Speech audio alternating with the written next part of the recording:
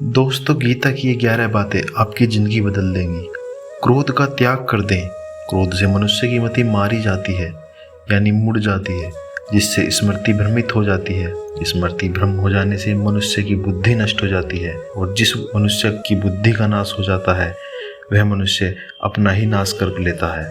मृत्यु से भी बढ़कर मृत्यु का भय न कोई मारता है और न कोई मरता है। सभी निमित्त मात्र हैं। सभी प्राणी जन्म से पहले बिना संसार के थे।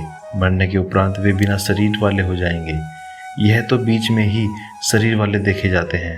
फिर इनका शोक क्यों करते हो? कोई भी अमर जड़ी खाकर पैदा नहीं हुआ। कोई जल्दी मरेगा, कोई देर से। मृत्यु का भय अपने मन में कभी मत पालो। मरना तो सभी को एक न एक दिन है ही। जिसने जन्म लिया है उसकी मृत्यु तय है। आत्मा अजर और अमर है। आत्मा को न शस्त्र काट सकता है, न उसे आग जला सकती है, न पानी उसे भिगो सकता है, न ही हवा उसे सुखा सकती है। जो लोग यह मानते हैं मरता सिर्फ शरीर ही है, आत्मा नहीं, मेरे अपने जो मर गए असल में वे मेरे नहीं हैं, उन्होंने तो देह छोड़ी है और कहीं और जन्म लेंगे, ऐसे लोग ही सच्चा मार्ग ढूंढ पाते हैं। कोई हमारा अपना नहीं है।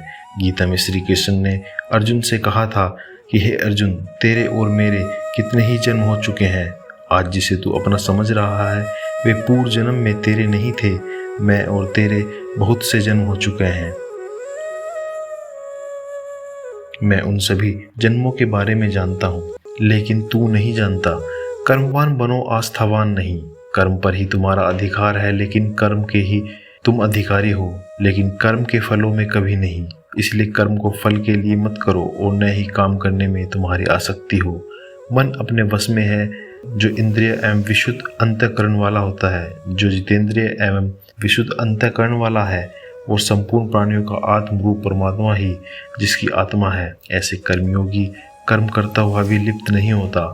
कर्मों में कुशलता को ही योग कहते हैं। काम, क्रोध और लोभ, ये 3 प्रकार के नरक के द्वार सर्व अनर्थों के मूल और नरक की प्राप्ति में होने हेतु होने से यहाँ काम, क्रोध और लोभ को नरक का द्वार कहते हैं। आत्मा का नाश करने वाले अर्थात अधोगति में ले जाने वाले हैं। अतः इन तीनों का त्याग कर देना चाहिए। श्री कृष्ण कहते हैं कि व्यर्थ की चिंता छोड़कर इंसान को वर्तमान में जीना चाहिए।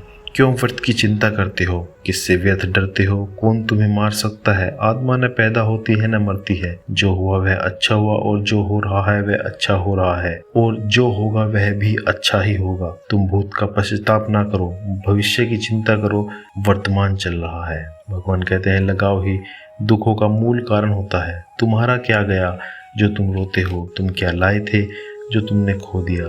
तुमने क्या पैदा किया था जो नाश हो गया?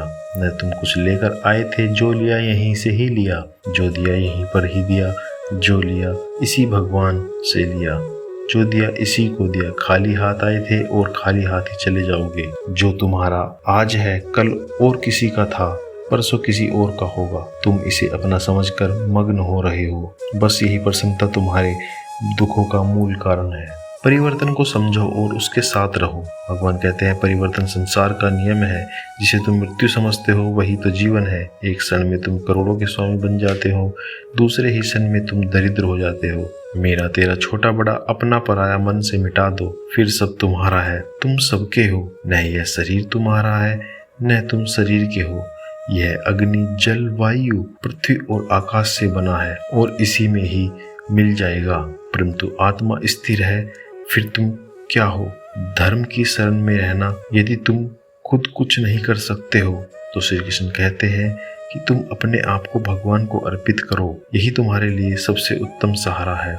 जो इसके सहारे को जानता है वह भय, चिंता, शोक से सर्वदा मुक्त रहता है। जो कुछ भी तू करता है उसे भगवान को अर्पण करता चल। ऐसा करने से सदा जीवन मुक्त का आनंद अनुभव करेगा। सारे धर्मों का त्याग कर मेरी शरण में आ जाओ। भगवान श्री कृष्ण कहते हैं मनुष्य अपने विश्वास से निर्मित होता है। जैसा वह विश्वास करता है वैसा वह बन जाता है। सदैव संदेह करने वाले व्यक्ति के लिए प्रसन्नता न इस लोक में है और न ही परलोक में।